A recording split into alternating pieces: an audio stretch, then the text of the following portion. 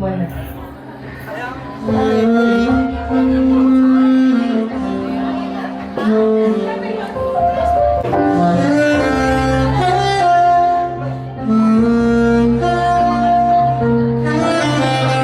Next one, after another Tito Nino, we have Tito Nino Chado is my funniest uncle who is always makes me laugh and smile, especially in worst days.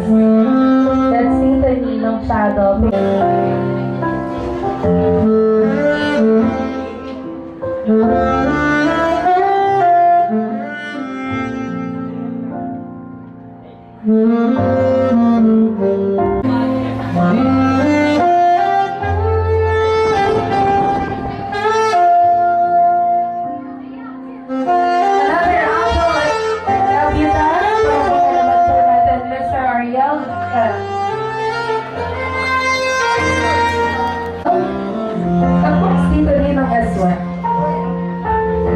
Tito Ninong Ariel is Chachay's defender against Mommy's sermon. So, nakakapyan pala.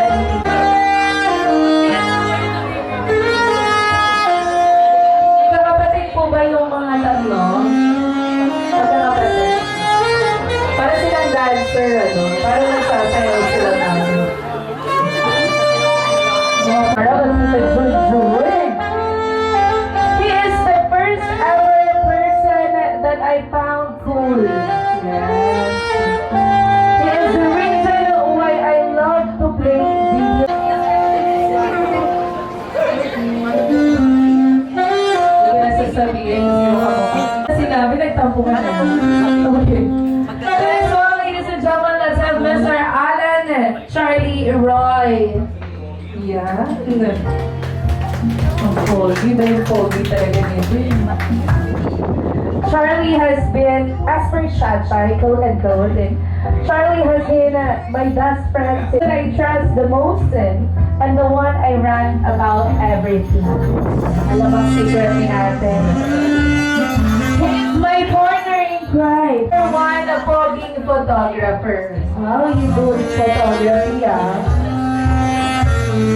Once again, as per Chachay, we may fight, argue, and annoy each other gives in. Huh? That's all. Sabi ni ate, Charlie, love na love ka ni ate Bunso.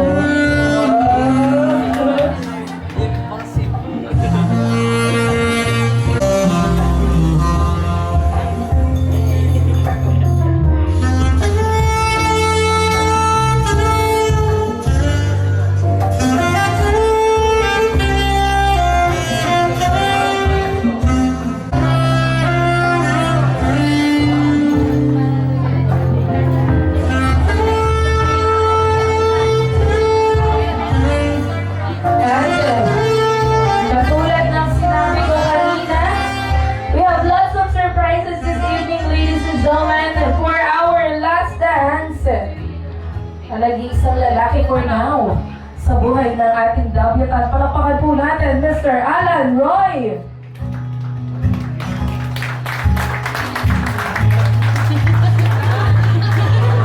Hello, all the way from Japan!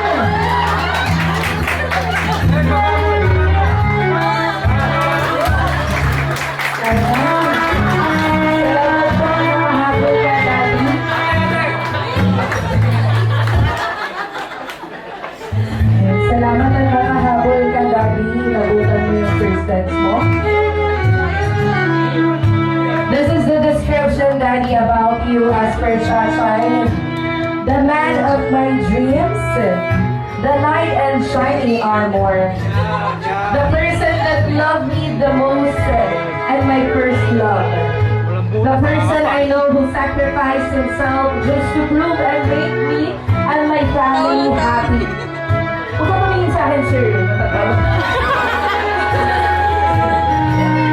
My dad will always be my role model. I will continue trying my best to be a better every day. And I'll always try to make you proud. I really wish you were here to dance with me, Daddy. I love you so much po. Ayan, kaya naman umuwi si Daddy po. for you.